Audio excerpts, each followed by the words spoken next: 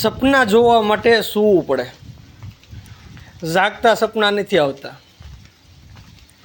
તમે સૂતા હો, નીંદરમાં હો, તે જ સપના આવે છે. જાગતા તો ખાલી વિચાર આવે છે. એટલે કહેવત છે કે સપના જોવા માટે સૂવું પડે. અને સપના પૂરા કરવા માટે જાગવું પડે.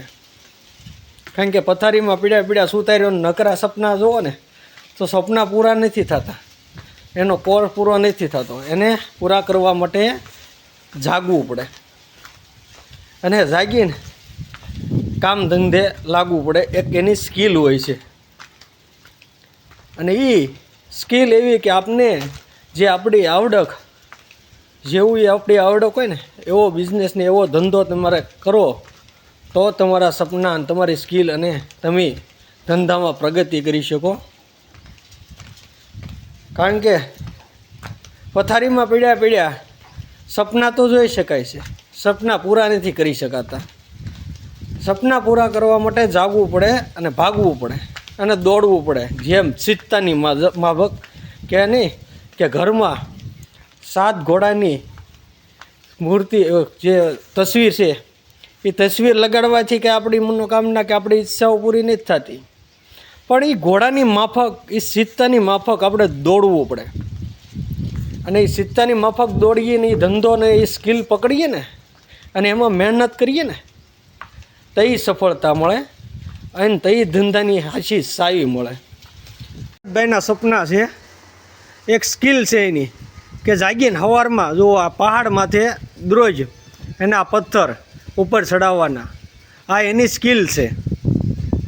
કારણ કે જાગીને મહેનત કરવી પડે. મહેનત કરીએ તો સપના આપણા પરિવારના અને આપણા સંતાનોના સપનાના આપણે એના કોલ પૂરા કરી શકીએ. બાકી પથારીમાં પીડ્યા કોલ પૂરા નથી થતા.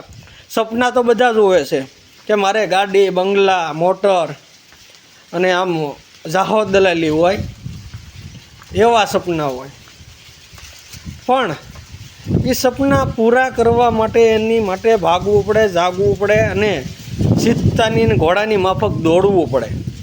કે સીતાના ઘોડાના તસવીરો ઘરમાં લગાડીને કંઈ પ્રગતિ નથી થતી. કે માતાજીના ગમે એટલા ધૂપ દીવા કરો તો એનીથી પ્રગતિ નથી થતી. એની માટે તમારે દોડવું પડે છે.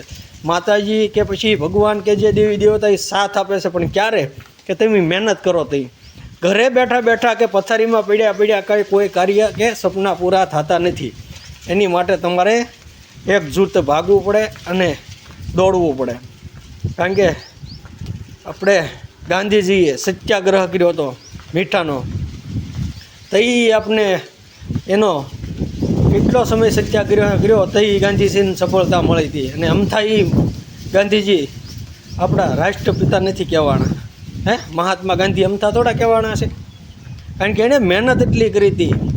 સરદાર વલ્લભભાઈ પટેલ કે ટોટલ આખા ભારતના બધા રજવાડાને એક ક્રીન અને અર્પણ કર્યા અને એક રાષ્ટ્ર કર્યું, ભારત રાષ્ટ્ર, અને દેશને અર્પણ કર્યા હતા. એ આપણા સરદાર વલ્લભભાઈ પટેલ લોખંડી પુરુષ અમથા નથી કહેવાના.